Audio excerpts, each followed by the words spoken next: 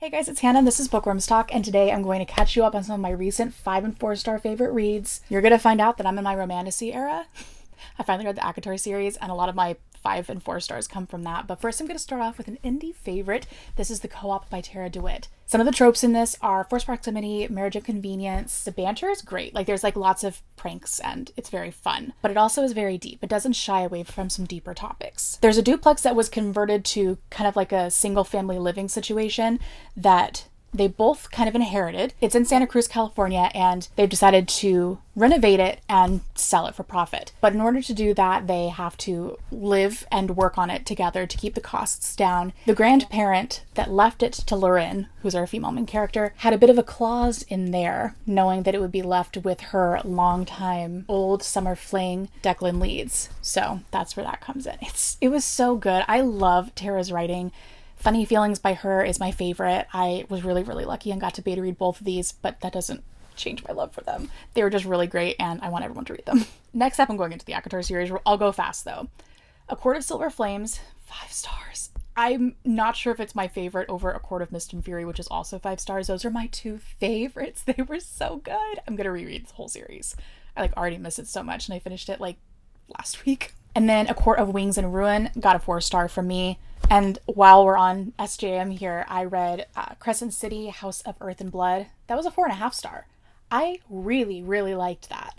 I won't tell you why I really liked that. Emotions were high, I can say that much. The Dead Romantics by Ashley Poston, I really enjoyed. So it's about a ghostwriter who sees ghosts. Ha, right? So she goes back to her hometown upon a family death. And while she's there, she is haunted with the ghost of her editor, who wouldn't give her a timeline extension. And I don't really want to say too much more than that because I don't want to spoil it, but it was really great. It was very poignant. The Bodyguard by Catherine Center. I have a few of hers.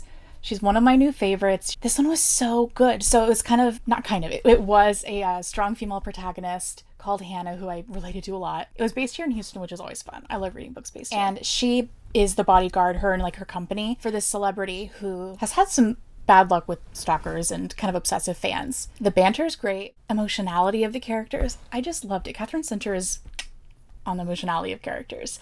Following that up with Things You Save in a Fire, also by Catherine Center. That's my favorite of hers. That was a gut punch. And I don't think everyone will actually feel that way.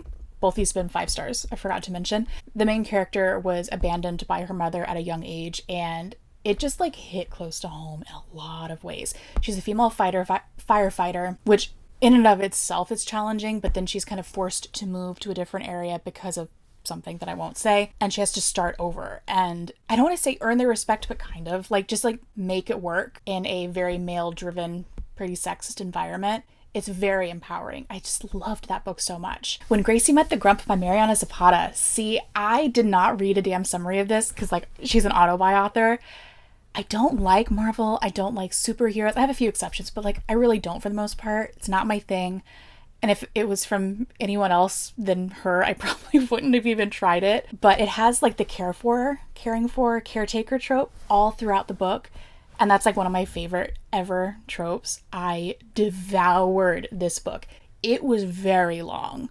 And it takes a couple, I don't want to say turns as in it's twisty, but it takes you in directions you don't think it's going to take you. Love on the Brain by Ali Hazelwood. I read The Love Hypothesis. I liked it all right, but this one was so much better. And it just felt a little bit more well-rounded than The Love Hypothesis. And I really liked it. It was so freaking funny and witty and smart, but it wasn't irreverent. Sometimes things can be a little bit too irreverent. Honestly, Crescent City, the main character Bryce, she's a little bit too irreverent for my taste. Is it's time to be serious, but I did like it. Oh my god, Where the Crawdads Sing. That was just such a good book. I'd put it off for a couple years at least, 3 years or so. It blew me away.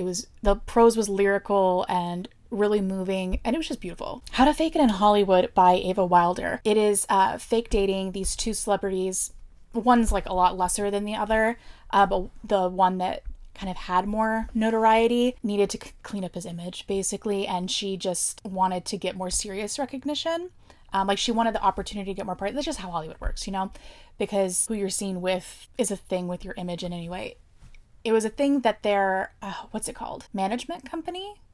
Or optics? What's that called? They thought up and were like, hey, give this a try. We can work up this contract. Anyway, so it's a fake dating one, but it feels realistic because of that, and I really loved it. Funny you should ask. It's about a journalist, a writer, who is given the opportunity to interview this actor who is like right before, on the rise, on the cusp into like stardom and fame and whatever, because he got picked for a 007 role, and you know that franchise is big. It's told in then and now, so something happens on this interview. You don't know what, you're getting breadcrumbs throughout the story, and in the now, she has the same opportunity to interview him again, because that was the interview that really set off her career. But it was really beautiful. If you are an introvert, if you're a writer, if you're I'm so in my head, I'm kind of like, just like not social, not an extrovert, you're gonna relate to the main character so much. I absolutely love this book. It's one of my favorites of the year. There's so many that were so good that I've read this year. I don't know how I'm gonna pick a favorite. I really don't. And last but not least, The Roughest Draft.